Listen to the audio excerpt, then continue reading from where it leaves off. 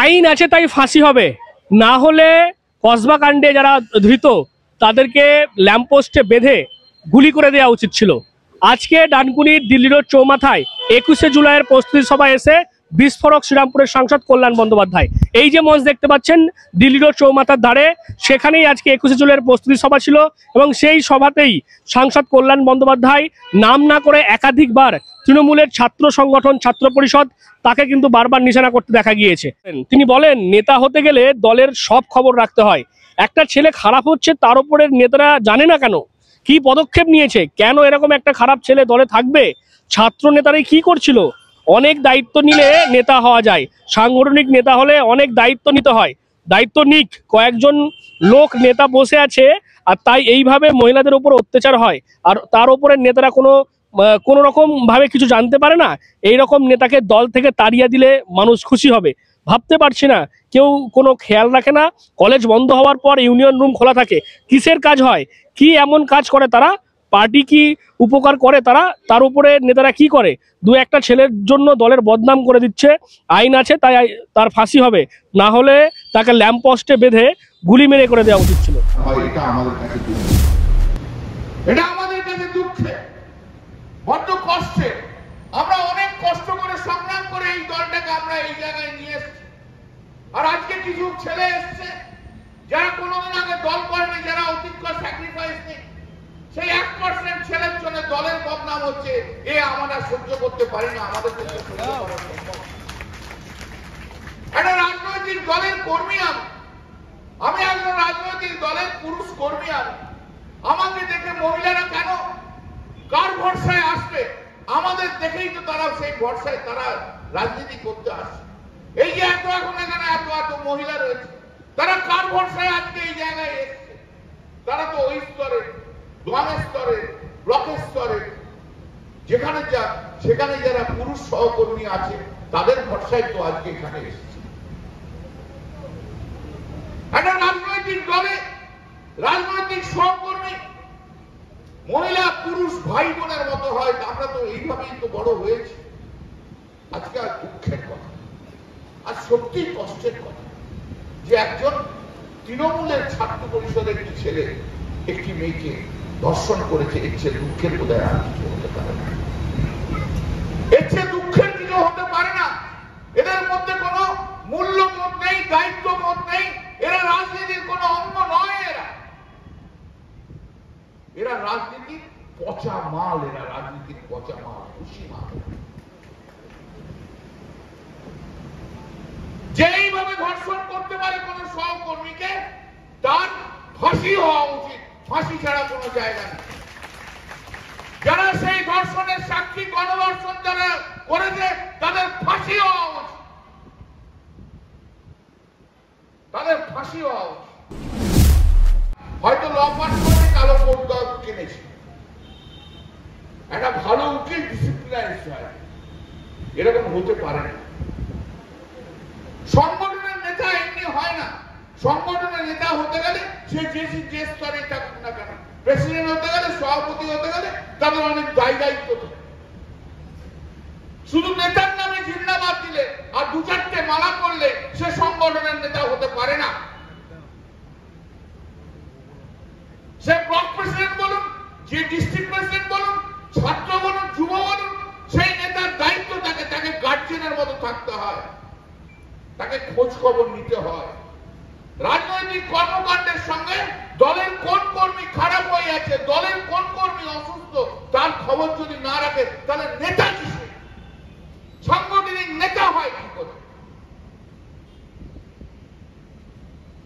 কি এমন হলো যে একটা ছেলে তো একদিনে খারাপ হয়ে যেতে পারে না? সে যে খারাপ হচ্ছে তার উপরের নেতারা জানে না কেন? জেলা লেভেলের ছাত্র পরিষদের নেতারা জানে না কেন? কি পদক্ষেপ তাদের বিরুদ্ধে নিয়েছিলেন?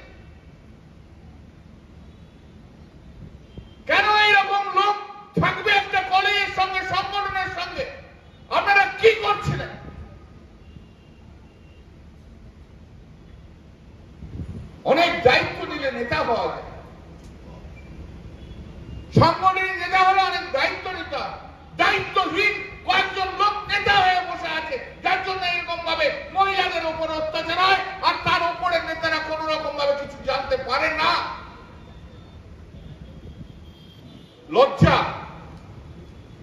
বাড়ি হোক কিংবা অফিস, কিচেন হোক কিংবা বাথরুম, সবকিছুই মনের মতো করে সাজাতে আজই আসুন আল আমিন মার্বেল হাউস। এখানে নামি দামি এবং গুণগত সম্পন্ন মানের টাইলস, মার্বেল এবং গ্রানাইটে রয়েছে প্রচুর সম্ভার। আমাদের ঠিকানা আল আমিন মার্বেল হাউস, গ্রাম মুকুন্দপুর, পোস্ট মশাট, জেলা হুগলি, পিনকোড 712701। আমাদের কন্ট্যাক্ট নাম্বার 7319093272, এছাড়া 7063845499।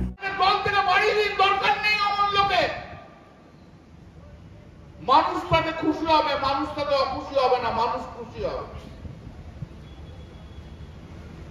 মানুষ খুশি হবে।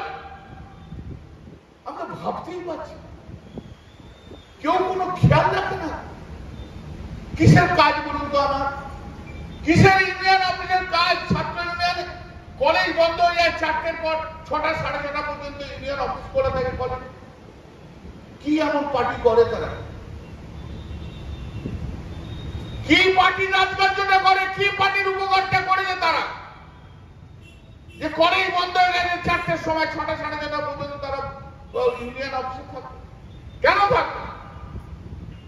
আর সেই কলেজের উপরে যারা নেতারা রয়েছে তারা তা কেন খবর রাখে না? তার উপরের নেতারা কি করে? তারা দক্ষিণ কলকাতা বলে সম্রাট হয়ে যাবো তা হতে পারে না।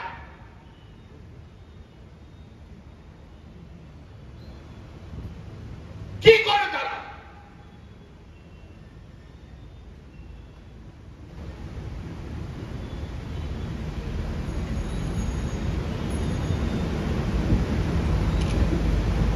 এতদিন রাজনীতি করছি, এই জিনিস দেখিনি। এই দু একটা ছেলে আমাদের বদনাম তৈরি করে দিচ্ছে। এদের ফাঁসি দেওয়া হচ্ছে। আইন আছে তাই জন্য ফাঁসি হবে। আইনটা যদি না থাকতো না, এদেরকে এই ল্যাম্প পোস্টে বেঁধে গুলি করে মেরে দেওয়া হচ্ছে।